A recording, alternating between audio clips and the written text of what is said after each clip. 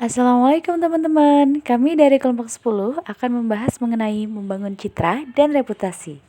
Sebelumnya, perkenalkan anggota kita, Sinta Frida Aulia, NIM 4218013.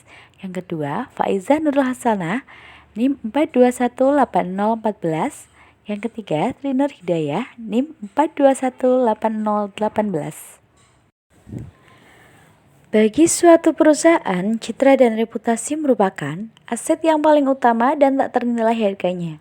Oleh karena itu, perlu segala upaya, daya, dan biaya digunakan untuk membangun, memupuk, merawat, mempertahankan, serta mengembangkan citra dan reputasi perusahaan agar tidak terpengaruh oleh krisis. Sehingga, membangun citra dan reputasi perlu dipertahankan agar mendapatkan sisi positif di mata stakeholder. Yang pertama, membangun citra perusahaan. Yang pertama, pengertian citra. Citra adalah sebuah tujuan utama praktisi humas dalam suatu organisasi atau lembaga terkait bagaimana pandangan masyarakat luas terhadap organisasi tersebut. Citra dari masyarakat luas dapat berupa citra positif dan citra negatif. Citra dapat disesuaikan dengan bagaimana organisasi atau lembaga dapat menjalin hubungan dengan masyarakat. Bisa berupa citra positif maupun citra negatif. Tercapainya tujuan organisasi ditentukan oleh kinerja dari seluruh praktisi dalam organisasi dan opini masyarakat. Macam-macam citra. Yang pertama, citra bayangan. 2. Citra yang berlaku. 3. Citra yang diharapkan. 4. Citra perusahaan. 5. Citra majemuk. 6. Citra yang baik dan buruk. Yang ketujuh, pencapaian citra positif. Tahapan metode Circle PR, Programming, dan Communication. A. Perincian analisis situasi dan audit komunikasi. B. Menentukan tujuan dan waktu. C. Menentukan sasaran khalayak atau target audience. D. Menentukan job description bagi semua personel yang terlibat. C. Dukungan sarana media. F. Anggaran hingga perencanaan tugas. G. Pengecekan. Dan yang terakhir, menganalisis hasil atau evaluasi dari pelaksanaan untuk mencapai tujuan akhir atau target dari public relation. Circle PR, Programming, and Communication. Teknik dalam membangun citra positif yaitu metode Circle PR, Programming, and Communication. Metode tersebut terdiri dari rangkaian perencanaan dan komunikasi public relation yang secara sistematis dapat memudahkan perekayasaan pencapaian tujuan dan sasaran utama perusahaan atau organisasi. Tujuan dari teknik ini yaitu citra atau kepercayaan dari masyarakat umum. Perencanaan program kerja lebih lanjut. Mengintegrasikan unsur dan tujuan public relation bagi perkembangan organisasi yaitu yang A. Situasi dan kondisi. B. Pengembangan. C. Sumber daya manusia. D. Harapan masalah. E. Evaluasi. F. Hasil. Pembahasan kedua adalah membangun reputasi perusahaan. Pengertian reputasi. Reputasi adalah suatu nilai yang diberikan kepada individu, institut, dan negara. Reputasi tidak bisa diperoleh dalam waktu singkat karena harus dibangun bertahun-tahun untuk menghasilkan sesuatu yang bisa dinilai oleh publik. Reputasi merupakan cerminan baik atau buruknya suatu perusahaan. Tujuan tertinggi public relation dalam membangun reputasi yang kuat yaitu karena efek dasar yang muncul sebagai faktor penting bagi keputusan khalayak tentang sikap dan perilaku terkait keberadaan organisasi atau produk. Dalam era komunikasi yang serba cepat seperti sekarang ini, reputasi menjadi salah satu faktor penentu dalam usaha untuk meningkatkan dan mempertahankan eksistensi perusahaan. Reputasi harus dikelola dengan baik dengan menciptakan komunikasi yang tepat dan strategis.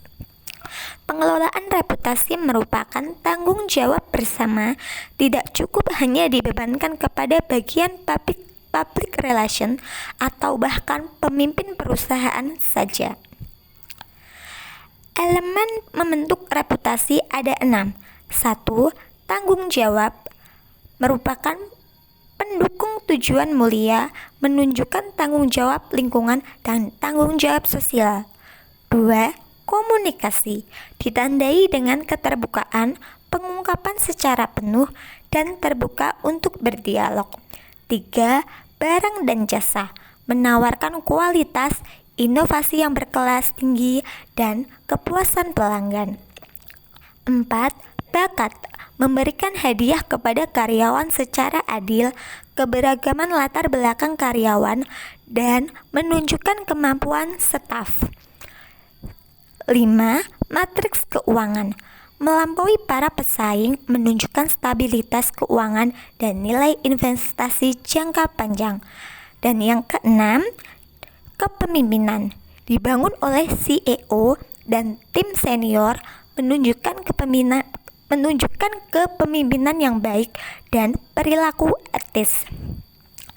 Kemudian reputasi perusahaan secara intinya mencakup 3 hal. Yang pertama, kepribadian, di mana keadaan sebenarnya dari perusahaan. Yang kedua, identitas, apa yang disampaikan oleh perusahaan. Dan yang ketiga, citra, bagaimana masyarakat melihatnya.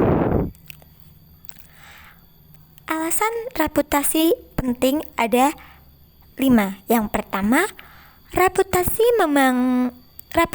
membantu menangkis atau meminimalkan isu negatif perusahaan dan juga serangan dari kompetitor. 2. Reputasi memengaruhi opini para jurnalis media dan para analis keuangan. 3. Reputasi yang telah dibangun memberikan sinyal pada khalayak mengenai produk perusahaan, kinerja perusahaan, strategi, dan prospek perusahaan yang dibandingkan dengan kompetitor. 4. Reputasi yang baik mendukung pertumbuhan perusahaan baik secara operasional maupun finansial. 5.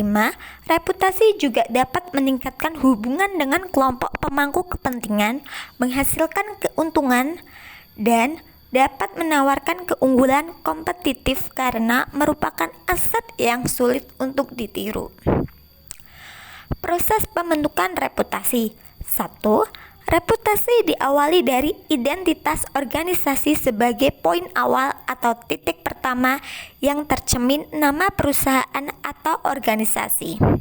2. Penampilan fisik atau sarana prasarana meliputi interior, seragam karyawan, alat transportasi, dan lingkungan. 3. Prestasi yang bagus merupakan materi sebagai modal yang bisa dikomunikasi kepada masyarakat. 4. Prasarana non-fisik juga bisa andil besar dalam mempertahankan reputasi organisasi di masyarakat. 5.